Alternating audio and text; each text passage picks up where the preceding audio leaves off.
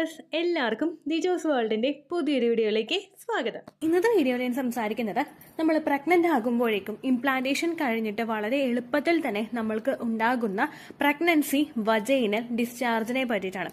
Already ഒരുപാട് videos നമ്മുടെ vaginal ഡിസ്ചാർജിനെ പറ്റിയിട്ട് ചെയ്തിട്ടുണ്ട്. പക്ഷെ ഒരുപാട് പേർക്ക് ഇപ്പോഴും ഒരു ക്ലാരിഫിക്കേഷൻ കൃത്യമായിട്ട് ഈ വിഷയത്തിൽ കിട്ടിയിട്ടില്ല. അപ്പോൾ ഞാൻ കുറച്ച് ഇമേജസ് ഒക്കെ ഇന്റർനെറ്റിൽ നിന്ന് എടുത്തിട്ടുണ്ട്. അതെല്ലാം കൂടി കമ്പൈൻ ചെയ്തിട്ട് ഞാൻ ഇവിടെ വീഡിയോ അപ്ലോഡ് ചെയ്യാം. അപ്പോൾ നിങ്ങൾക്ക് കുറേയും കൂടി യൂസ്ഫുൾ ആയിട്ട് പ്രഗ്നൻസിയുടെ വജൈനൽ ഡിസ്ചാർജ് എങ്ങനെ ഉണ്ടാകും എന്ന് മനസ്സിലാവും കേട്ടോ. അപ്പോൾ നമുക്ക് അതിനെപ്പറ്റി ഡീറ്റെയിൽഡ് ആയിട്ട് നോക്കാം. എന്തുകൊണ്ടാണ് ഇത് ഉണ്ടാവുന്നത്, എങ്ങനെയായിരിക്കും ഇത് നമുക്ക് ഐഡന്റിഫൈ ചെയ്യാൻ സാധിക്കുന്നത്, എന്തായിരിക്കും ഇതിന്റെ ടെക്സ്ചർ, ഇങ്ങനെയുള്ള ഓരോ കാര്യങ്ങളും സ്റ്റെപ്പ് ബൈ സ്റ്റെപ്പ് ആയിട്ട് നമുക്ക് നോക്കാം കേട്ടോ. അപ്പോൾ നമുക്ക് വീഡിയോ സ്റ്റാർട്ട് ചെയ്യാം. തുടക്കത്തിൽ തന്നെ പറയാം, പ്രഗ്നൻസിയുടെ വജൈനൽ ഡിസ്ചാർജ് പ്രഗ്നൻസിയുടെ തുടക്കത്തിൽ തന്നെ എല്ലാവർക്കും ഉണ്ടായിക്കൊള്ളണമെന്ന് യാതൊരു തരത്തിലുള്ള നിർബന്ധമില്ല. എന്റെ ഫസ്റ്റ് പ്രഗ്നൻസിയിൽ എനിക്ക് ഡിസ്ചാർജ് ഉണ്ടായിട്ടുണ്ടായില്ല. പക്ഷെ എന്റെ സെക്കൻഡ് പ്രഗ്നൻസിയിൽ എനിക്ക് എളുപ്പത്തിൽ ഈ ഒരു വജൈനൽ ഡിസ്ചാർജ് ഐഡന്റിഫൈ ചെയ്യാനായിട്ട് സാധിച്ചിട്ടുണ്ടായിരുന്നു. അങ്ങനെ പലതരത്തിലുള്ള പ്രഗ്നൻസി ലക്ഷണങ്ങളായിരിക്കും പലർക്കും ഉണ്ടാവുന്നത്. ഫസ്റ്റ് പ്രഗ്നൻസി പോലെ ആയിരിക്കില്ല സെക്കൻഡ് പ്രഗ്നൻസി ഉണ്ടാവുന്നത് കേട്ടോ. അപ്പൊ ഇങ്ങനെയുള്ള ലക്ഷണം നിങ്ങൾക്ക് കണ്ടിട്ടില്ലെങ്കിലും നിങ്ങൾ വിഷമിക്കേണ്ട യാതൊരു തരത്തിലുള്ള ആവശ്യവുമില്ല. പീരീഡ്സ് ഡേറ്റ് മിസ്സാകുന്നുണ്ടോ എന്ന് മാത്രം നിങ്ങൾ ശ്രദ്ധിച്ചാൽ മതി. ഇൻ കേസ് നിങ്ങൾക്ക് പീരിയഡ്സ് ഡേറ്റ് തന്നെ ബ്ലീഡിംഗ് ഉണ്ടാവുന്നുണ്ടെങ്കിലും ആ ബ്ലീഡിങ്ങിന്റെ അളവ് എങ്ങനെയാണെന്നും കൂടി നിങ്ങൾ ശ്രദ്ധിക്കണം. കാരണം ഒരുപാട് പേര് പറയുന്നുണ്ട് ചെറിയ സ്പോട്ടിംഗ് ഉണ്ടായി, അല്ലെങ്കിൽ 1 day ബ്ലീഡിംഗ് ഉണ്ടായി, പക്ഷെ ടെസ്റ്റ് ചെയ്ത് നോക്കിയപ്പോഴേക്കും പ്രഗ്നൻസി ആയി എന്ന് പറയുന്ന ഒരുപാട് പേരുണ്ട്. അപ്പൊ നമുക്ക് പീരിയഡ്സിനെ പോലും ഫുള്ളായിട്ട് ട്രസ്റ്റ് ചെയ്യാനായിട്ട് ഇന്നത്തെ ഒരു ലൈഫ് സ്റ്റൈലിൽ നമുക്ക് സാധിക്കുന്നില്ല. അപ്പൊ അതുകൊണ്ട് നിങ്ങൾ മസ്റ്റ് ആയിട്ട് ശ്രദ്ധിക്കുക. വീഡിയോ ഈ ഒരു ലക്ഷണം കാണുന്നുണ്ടോ എന്ന് ശ്രദ്ധിക്കുക. ഇല്ലെങ്കിൽ പീരിയഡ്സ് എങ്ങനെയാണ് വരുന്നതെന്ന് നിങ്ങൾ നോക്കുക കേട്ടോ. പ്രഗ്നന്റ് ആകുന്ന സമയത്ത് നമുക്ക് വജൈനയിൽ നിന്ന്, അതായത് നമ്മുടെ യോനിയിൽ നിന്ന് ഡിസ്ചാർജ് ഉണ്ടാകും. ലുക്കോറിയ എന്നുള്ള ഒരു പേര് ഇതിനെ വിശേഷിപ്പിക്കുന്നുണ്ട്. അതിൽ പറയുന്നത് നമുക്ക് പ്രഗ്നന്റ് ആകുന്ന സമയത്തുണ്ടാകുന്ന വജൈനൽ ഡിസ്ചാർജിനെ പറ്റിയിട്ടാണ്. ഇവിടെ ലുക്കോറിയ നമുക്ക് അനുഭവപ്പെടുമ്പോഴേക്കും അതിന്റെ ടെക്സ്ചറിൽ വ്യത്യാസം ഉണ്ടാകും. സാധാരണയായിട്ട് നമ്മുടെ മെൻസ്ട്രൽ സൈക്കിളിൽ നമ്മളുടെ പീരിയഡ്സിന്റെ ഫസ്റ്റ് ഡേ മുതൽ നമുക്ക് തുടങ്ങിക്കഴിഞ്ഞാൽ പീരിയഡ്സ് നിന്നതിന് ശേഷം നമുക്ക് ചെറുതായിട്ടൊരു വജൈനൽ ഡിസ്ചാർജ് ഉണ്ടാകും. അതിനുശേഷം ഗ്രാജുവലി നമുക്ക് വജൈനൽ ഡിസ്ചാർജിന്റെ അളവ് കൂടി വരികയും ഓവുലേഷൻ ഉണ്ടാവുന്നു. ഓവുലേഷൻ കഴിഞ്ഞതിന് ശേഷം ജസ്റ്റ് ഒരു ഹോർമോൺ ചേഞ്ച് ഉണ്ടാവുമ്പോഴേക്കും നമുക്ക് വജൈനൽ ഡിസ്ചാർജ് വേറൊരു ഫോമിൽ ഉണ്ടാകും. അതിനുശേഷം പീരിയഡ്സ് ആകുന്നതിന് മുൻപ് നമുക്ക് വജൈനൽ ഡിസ്ചാർജ് ചിലർക്കൊക്കെ അനുഭവപ്പെടും. അങ്ങനെ ഒരു സ്ത്രീയുടെ മെൻസ്ട്രൽ സൈക്കിളിന്റെ ആ ഒരു ലെങ്ത്തിൽ ഏതെങ്കിലും ഒരു സമയത്ത് വജൈനൽ ഡിസ്ചാർജ് അനുഭവപ്പെടുന്നത് നോർമൽ ആയിട്ടുള്ള ഒരു കാര്യമാണ്. പക്ഷേ ഇവിടെ പ്രഗ്നൻസി ആകുമ്പോൾ ഒരു സ്ത്രീക്കുണ്ടാകും വജൈനൽ ഡിസ്ചാർജ് കാണപ്പെടുന്നത് എപ്പോഴാണ് ഇംപ്ലാന്റേഷൻ നടക്കുന്നത് അതിനുശേഷമായിരിക്കും. ഇംപ്ലാന്റേഷൻ നമുക്കുണ്ടാവുന്നത് ഓവുലേഷൻ കഴിഞ്ഞിട്ട് 6 to 12 ഡേയ്സിനകത്താണ്. 6 മുതൽ 12 ദിവസത്തിനകത്താണ് ഇംപ്ലാന്റേഷൻ ഉണ്ടാവുന്നത്. ഇംപ്ലാന്റേഷൻ എന്ന് പറയുന്നത് നമ്മുടെ യൂട്രസിന്റെ ലൈനിങ്ങിൽ വന്ന് ഫെർട്ടിലൈസ്ഡ് ആയിട്ടുള്ള എഗ് അറ്റാച്ച് ആവുന്നതാണ്. ഇംപ്ലാന്റേഷൻ കഴിഞ്ഞതിന് ശേഷം നമ്മുടെ ആ ഒരു ശരീരം മറ്റുള്ള കുറേയും കൂടി ഒന്ന് ആക്റ്റീവ് ആകാനായിട്ട് തുടങ്ങും. കാരണം ഫെർട്ടിലൈസ്ഡ് ആയിട്ടുള്ള എഗിനെ ഒന്ന് നറീഷ് ചെയ്യാൻ വേണ്ടിയിട്ട്, അതിനൊന്ന് സപ്പോർട്ട് ചെയ്ത് കൊടുക്കാൻ വേണ്ടിയിട്ട് നമ്മളുടെ ശരീരത്തിലെ ഓരോ ഭാഗങ്ങളും വർക്ക് ചെയ്യാനായിട്ട് തുടങ്ങും. ഇങ്ങനെ പ്രവർത്തിക്കുന്നതിന്റെ ഭാഗമായിട്ട് നമുക്ക് ഒരുപാട് വ്യത്യാസങ്ങൾ ശരീരത്തിലെ പല ഭാഗങ്ങളിലും കാണാനായിട്ട് സാധിക്കും. ഇതിന്റെ മുന്നോടിയായിട്ടാണ് നമുക്ക് വജൈനൽ ഡിസ്ചാർജ് അനുഭവപ്പെടുന്നത്. അപ്പോൾ ഫസ്റ്റത്തെ ക്വസ്റ്റിന്റെ ആൻസർ നിങ്ങൾക്ക് കിട്ടിയിട്ടുണ്ടാകും. ഇത് എപ്പോൾ മുതൽ കാണപ്പെടും എന്നതിനെ പറ്റിയിട്ട്. നമുക്ക് ഇംപ്ലാന്റേഷൻ കഴിഞ്ഞതിന് ശേഷം നമുക്ക് ഈ വജൈനൽ ഡിസ്ചാർജ് ഉണ്ടാകാം.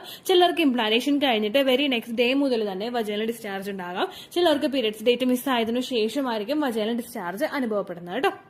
രണ്ടാമതായിട്ട് എല്ലാവരും ചോദിക്കുന്ന ഒരു ക്വസ്റ്റ്യൻ ആണ് ഇതിന്റെ ടെക്സ്ചർ എന്താണെന്ന് ഉള്ളതിനെ പറ്റിയിട്ട്. ഇതിന്റെ ടെക്സ്ചർ അല്ലെങ്കിൽ ഇതിന്റെ ഘടന എന്ന് പറയുന്നത് ഇത് തിന്നായിരിക്കും. സാധാരണ നമുക്ക് പീരിയഡ്സ് ആകുന്നതിന് മുൻപ് ഒരു വജൈനൽ ഡിസ്ചാർജ് ഉണ്ടാകും. ഭയങ്കര തിക്കായിരിക്കും, ഭയങ്കര കട്ടിയിലിരിക്കുന്ന, നമ്മളൊരു കയ്യിൽ എടുത്തു കഴിഞ്ഞാൽ അങ്ങോട്ട് ഒട്ടും വലിയാത്ത തരത്തിലുള്ള ഒരു വിരലിൽ തന്നെ ഒട്ടിപ്പിടിക്കുന്ന തരത്തിലുള്ള ഡിസ്ചാർജ് ആയിരിക്കും നമുക്ക് നോർമലി ഉണ്ടാവുന്നത്. പക്ഷെ ഇതങ്ങനെയല്ല. തിന്നായിട്ടുള്ള മിൽക്കി വൈറ്റ് ആയിട്ടുള്ള, അതായത് പാൽപ്പാടയുടെ പോലെ കുറച്ചൊന്ന് തിന്നായിട്ടുള്ള ഡിസ്ചാർജ്, കുറച്ച് നമുക്കൊന്ന് വലിച്ചു നീട്ടാൻ പറ്റുന്ന തരത്തിലുള്ള ഡിസ്ചാർജ് ആയിരിക്കും നമുക്ക് അനുഭവപ്പെടുന്നത്. ഏകദേശം ഓവുലേഷൻ നടക്കുന്ന സമയത്ത് നമുക്കുണ്ടാകുന്ന വജൈനൽ ഡിസ്ചാർജ് ഉണ്ടാവില്ലേ, അതുപോലെ ഒരു തിന്നായിരിക്കും. കാരണം ആ ഡിസ്ചാർജിന് ഒട്ടും തന്നെ കട്ടിയില്ല. കാരണം ആ ഡിസ്ചാർജ് കട്ടിയിൽ വന്നു കഴിഞ്ഞാൽ സെമനകത്തേക്ക് പ്രവേശിക്കാനായിട്ട് സാധിക്കില്ല. അതുപോലെ തന്നെ നമുക്ക് ഈ ഓവുലേഷൻ ഉണ്ടാവുന്ന ഡിസ്ചാർജിനെ പോലെ തന്നെ ഇംപ്ലാന്റേഷൻ നടക്കുന്ന സമയത്ത് ഉണ്ടാവുന്ന വജൈനൽ ഡിസ്ചാർജും തിന്നായിരിക്കും. അതിൽ മിൽക്കി വൈറ്റ് പാൽപ്പാടയുടെ പോലുള്ള കളറായിരിക്കും ഇതിന് ഉണ്ടാവുന്നത്. അത് അതിന്റെ സ്ട്രക്ചർ എന്ന് പറയുന്നത് നമുക്ക് സ്ട്രെച്ച് ചെയ്യാനായിട്ട് പറ്റുന്ന, അതായത് നമുക്ക് 2 വിരലുകൾക്കിടയിൽ വെച്ചിട്ടൊന്ന് വലിച്ചു നീട്ടാൻ നോക്കിക്കഴിഞ്ഞാൽ കുറച്ചെങ്കിലും ഒന്ന് വലിച്ചു നീങ്ങുന്ന തരത്തിലുള്ള ഡിസ്ചാർജ് ആയിരിക്കും നമുക്ക് ഉണ്ടാവുന്നത്. അപ്പൊ രണ്ടാമത്തെ ക്വസ്റ്റിന്റെ ആൻസർ നിങ്ങൾക്ക് കിട്ടിയെന്ന് വിചാരിക്കുന്നു, അതിന്റെ ടെക്സ്ചർ. മൂന്നാമത് എല്ലാവരും ചോദിക്കുന്നതാണ് അതിന്റെ ക്വാണ്ടിറ്റി. നമ്മൾ സാധാരണയായിട്ട് നമ്മുടെ മെൻസ്ട്രൽ സൈക്കിളിന്റെ ആ ഒരു ടൈമിൽ നമുക്ക് വജൈനൽ ഡിസ്ചാർജ് ഉണ്ടായി കഴിഞ്ഞാൽ ഒരിക്കലും അത് കൂടുതലായിരിക്കില്ല. അതായത് നമുക്ക് ഇറിറ്റേഷൻ ഉണ്ടാവുന്ന തരത്തിൽ അല്ലെങ്കിൽ നമുക്ക് ഡിസ്ചാർജ് പോകുന്നുണ്ട് എന്ന തരത്തിൽ ഫീൽ ചെയ്യുന്നത് പോലെയുള്ളതായിരിക്കില്ല നോർമൽ ആയിട്ട് ഒരു സ്ത്രീക്ക് മെൻസ്ട്രൽ സൈക്കിളിൽ ഉണ്ടാവുന്ന വജൈനൽ ഡിസ്ചാർജ് എന്ന് പറയുന്നത്. പക്ഷേ ഇവിടെ നമ്മൾ പ്രഗ്നന്റ് ആകുമ്പോൾ ഉണ്ടാകുന്ന വജൈനൽ ഡിസ്ചാർജ് നമുക്ക് ആ ഒരു നനവ് അല്ലെങ്കിൽ ഒരു വെറ്റ്നസ് നമുക്ക് ഫീൽ ചെയ്യാനായിട്ട് തുടങ്ങും. നമ്മുടെ ആ പാൻറ്റീസിൽ ഇതായിട്ടുണ്ട് എന്നുള്ളൊരു സിഗ്നൽ നമുക്ക് കിട്ടുന്ന തരത്തിലുള്ള ഡിസ്ചാർജ് നമുക്ക് ആ സമയത്ത് ഉണ്ടാകാം. നേരെ മറിച്ച് നമുക്ക് പീരീഡ്സിന്റെ സമയത്തൊക്കെ ഉണ്ടാകുന്ന വജൈനൽ ഡിസ്ചാർജ് ആണെങ്കിൽ നമ്മൾ യൂറിനേറ്റ് ചെയ്തിട്ട് അവിടേക്ക് ഒന്ന് ക്ലീൻ ചെയ്യുന്ന സമയത്ത് അല്ലെങ്കിൽ വജൈന ഒന്ന് വൈപ്പ് ചെയ്ത് ക്ലിയർ ചെയ്യുന്ന സമയത്തായിരിക്കും നമുക്ക് ഈ ഒരു വജൈനൽ ഡിസ്ചാർജ് ഫീൽ ചെയ്യാനായിട്ട് ഐഡന്റിഫൈ ചെയ്യാനായിട്ട് സാധിക്കുന്നത്. പക്ഷേ ഈ ഡിസ്ചാർജ് അങ്ങനെയല്ല, നമുക്ക് അവിടെ ഫൈൻഡ് ഔട്ട് ചെയ്യാനായിട്ട് സാധിക്കും. നമുക്ക് ഐഡന്റിഫൈ ചെയ്യാം അത് പോകുന്നുണ്ട് എന്നുള്ളത് നമുക്ക് ഐഡന്റിഫൈ ചെയ്യാം. അതുപോലെ തന്നെ നോർമലി നമുക്ക് ഇതിന് മുൻപ് ഉണ്ടായിട്ടുള്ള വജൈനൽ ഡിസ്ചാർജിനെ അപേക്ഷിച്ച് അതിന്റെ ക്വാണ്ടിറ്റി വളരെയധികം കൂടുതലായിരിക്കും. അതിന്റെ എന്താ പറയാ പോകുന്നതിന്റെ അളവ് വളരെയധികം കൂടുതലായിരിക്കും. ആ ഒരു ലക്ഷണം വെച്ചുകൊണ്ട് മാത്രം നമുക്ക് ഇത് പ്രഗ്നൻസി ഡിസ്ചാർജ് ആണോ എന്ന് മനസ്സിലാക്കാനായിട്ട് സാധിക്കും കേട്ടോ. നോർമലി പോകുന്നതിനേക്കാളും ഒരുപാട് കൂടുതൽ പോകുന്നുണ്ടെങ്കിൽ അത് പ്രഗ്നന്റ് ആകുമ്പോൾ ഉണ്ടാവുന്നതാണ്. അടുത്തെല്ലാവരും ചോദിക്കുന്ന ക്വസ്റ്റ്യൻ ആണ് ഇതിന്റെ സ്മെല്ല്. ഇതിന് സ്മെല്ല് ഉണ്ടാവില്ല. നമ്മൾ ഭയങ്കരമായിട്ട് മൂക്കിനെ അടുത്ത് കൊണ്ടുപോയിട്ട് ഭയങ്കര ഡീപ്പായിട്ട് സ്മെല്ല് ചെയ്ത് കഴിഞ്ഞാൽ ചിലപ്പോൾ അതിന് ലൈറ്റ് സ്മെല്ല് ഉണ്ടാകും. പക്ഷെ മറ്റതിനെ അപേക്ഷിച്ച് അല്ലെങ്കിൽ നമുക്ക് ഇൻഫെക്ഷൻ ആവുന്ന സമയത്തോ അല്ലെങ്കിൽ ഫൗൾ സ്മെല്ലോട് കൂടിയിട്ടുള്ളതോ അങ്ങനെയുള്ള ഒരു വജൈനൽ ഡിസ്ചാർജ് ആയിരിക്കില്ല പ്രഗ്നന്റ് ആകുന്ന സമയത്ത് ഒരു സ്ത്രീക്ക് അനുഭവപ്പെടുന്ന വജൈനൽ ഡിസ്ചാർജ് എന്ന് പറയുന്നത്. അപ്പൊ ഇതിന് സ്മെല്ല് ഒട്ടും തന്നെ ഉണ്ടാവില്ല. ഉണ്ടെങ്കിൽ തന്നെ ഭയങ്കര ലൈറ്റ് ആയിട്ടുള്ള ഒരു സ്മെല്ല് മാത്രമേ പ്രഗ്നന്റ് ആകുന്ന സമയത്ത് ഒരു സ്ത്രീക്ക് ഉണ്ടാവുന്ന വജൈനൽ ഡിസ്ചാർജിൽ ഉണ്ടാവുകയുള്ളൂ. ചിലർക്ക് ഇത്തരത്തിലുള്ള വജൈനൽ ഡിസ്ചാർജ് പോകുമ്പോഴേക്കും ചെറിയ ചൊറിച്ചിൽ അനുഭവപ്പെടും. ചൊറിച്ചിലുണ്ടാവാനായിട്ടുള്ള കാരണം നമുക്കവിടെ വെറ്റ്നസ് ഫീൽ ചെയ്യുമ്പോൾ അല്ലെങ്കിൽ ഒരു നനവ് ഫീൽ ചെയ്യുമ്പോഴേക്കും അതിന്റെ ഭാഗമായിട്ടായിരിക്കും നമുക്ക് ചൊറിച്ചിൽ അനുഭവപ്പെടുന്നത്. അതൊരിക്കലും അസഹനീയമായിട്ടുള്ളതോ അല്ലെങ്കിൽ നമുക്ക് ബേണിംഗ് സെൻസേഷൻ അല്ലെങ്കിൽ പുകച്ചിൽ ഉണ്ടാക്കി തരുന്നതോ ഒക്കെ പോലുള്ള ഇറിറ്റേഷൻ ആയിട്ടുള്ള ഡിസ്ചാർജ് ആയിരിക്കില്ല പ്രഗ്നന്റ് ആകുന്ന സമയത്ത് നമുക്ക് നോർമലി ഫീൽ ചെയ്യുന്ന ഡിസ്ചാർജ് എന്ന് പറയുന്നത് കേട്ടോ. അപ്പൊ അങ്ങനെയും നമുക്ക് ഇതിനെ ഐഡന്റിഫൈ ചെയ്യാനായിട്ട് സാധിക്കും. ഇനി ഇങ്ങനെ ഉണ്ടാവാനായിട്ടുള്ള പ്രധാനപ്പെട്ട റീസൺ എന്താണെന്ന് നമുക്ക് നോക്കാം. നമ്മൾ പ്രഗ്നന്റ് ആകുന്ന സമയത്ത് ആ പ്രഗ്നൻസി നോക്കുമ്പോഴേക്കും നമ്മൾ ഈസ്ട്രജൻ ഹോർമോൺ ശരീരത്തിൽ കൂടുമ്പോഴേക്കും അതിന്റെ ഭാഗമായിട്ട് ഓവുലേഷൻ ഡിസ്ചാർജ് ഉണ്ടാക്കും. പ്രൊജസ്ട്രോൺ ഹോർമോണിന്റെ മെഡിസിൻ നമ്മൾ എടുക്കുമ്പോഴേക്കും അതിന്റെ ഭാഗമായിട്ട് വജൈനൽ ഡിസ്ചാർജ് ഉണ്ടാകും.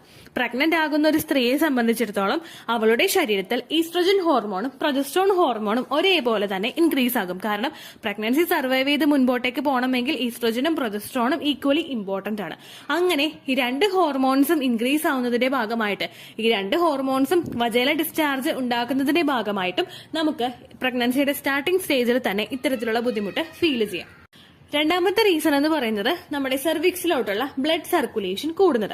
സെർവിക്സ് കൂടുതൽ ആക്റ്റീവ് ആയിട്ടിരിക്കുന്നതും സെർവിക്സിലോട്ടുള്ള ബ്ലഡ് സർക്കുലേഷൻ കൂടുന്നതും കൂടുതൽ ബാക്ടീരിയാസ് നമ്മളുടെ ശരീരത്തിനകത്തേക്ക് കടക്കുന്നത് പ്രിവെന്റ് ചെയ്യാനൊക്കെ വേണ്ടിയിട്ട് സഹായിക്കുന്നു. അത് മാത്രമല്ല ഒരു സ്ത്രീ പ്രഗ്നന്റ് ആകുമ്പോഴേക്കും അവളുടെ തലമുടി മുതൽ കാലിന്റെ ആ നഖം വരെയുള്ള ഭാഗത്ത് ചേഞ്ചസ് ഉണ്ടാകും എന്നാണ് പറയുന്നത്. അപ്പൊ അതിന്റെ ഭാഗമായിട്ടും ശരീരത്തിലെ ബ്ലഡ് സർക്കുലേഷൻ കൂടുന്നതിന്റെ ഭാഗമായിട്ടും നമുക്ക് സെർവിക്കൽ മ്യൂക്കസ് പോലുള്ള വജൈനൽ ഡിസ്ചാർജ് അനുഭവപ്പെടാട്ടോ. ഇതൊക്കെയാണ് മെയിൻ ആയിട്ട് ഇത് ഉണ്ടാവാനായിട്ടുള്ള റീസൺസ്. അപ്പൊ ഓൾമോസ്റ്റ് നമ്മളുടെ ആ പ്രഗ്നൻസിയുടെ സമയത്ത് ഉണ്ടാകുന്ന വജൈനൽ ഡിസ്ചാർജിന്റെ എല്ലാ ടേമും നമ്മൾ ക്ലിയർ ചെയ്തിട്ടുണ്ട്. അതിന്റെ റീസൺ എന്താണെന്ന് നമ്മൾ നോക്കി, ക്വാണ്ടിറ്റി എങ്ങനെയാണെന്നും അതിന്റെ ടെക്സ്ചർ എന്താണെന്നും അങ്ങനെയുള്ള ഒരുപാട് കാര്യങ്ങൾ നമ്മൾ നോക്കി. സപ്പോർട്ടീവ് ആയിട്ടുള്ള ഇമേജസ് ഞാൻ കൊടുത്തേക്കാം. നമ്മൾ നെറ്റിൽ നിന്ന് അതേ ഇമേജസ് യൂസ് ചെയ്ത് കഴിഞ്ഞാൽ കോപ്പിറൈറ്റ് സ്ട്രൈക്ക് വരാനായിട്ട് സാധ്യതയുണ്ട്. എങ്കിലും കുറച്ച് ഇമേജസ് എനിക്ക് കിട്ടുന്നതനുസരിച്ച് ഞാൻ ഇവിടെ അറ്റാച്ച് ചെയ്ത് കൊടുക്കാം. നിങ്ങൾക്ക് ശരിക്കും ലൈവ് ആയിട്ടുള്ള ഒരു വീഡിയോ കാണണമെങ്കിൽ pregnancy discharge teachers world live demo എന്ന് ടൈപ്പ് ചെയ്ത് കഴിഞ്ഞാൽ നിങ്ങൾക്ക് ആ വീഡിയോ ലഭിക്കുന്നതായിരിക്കും.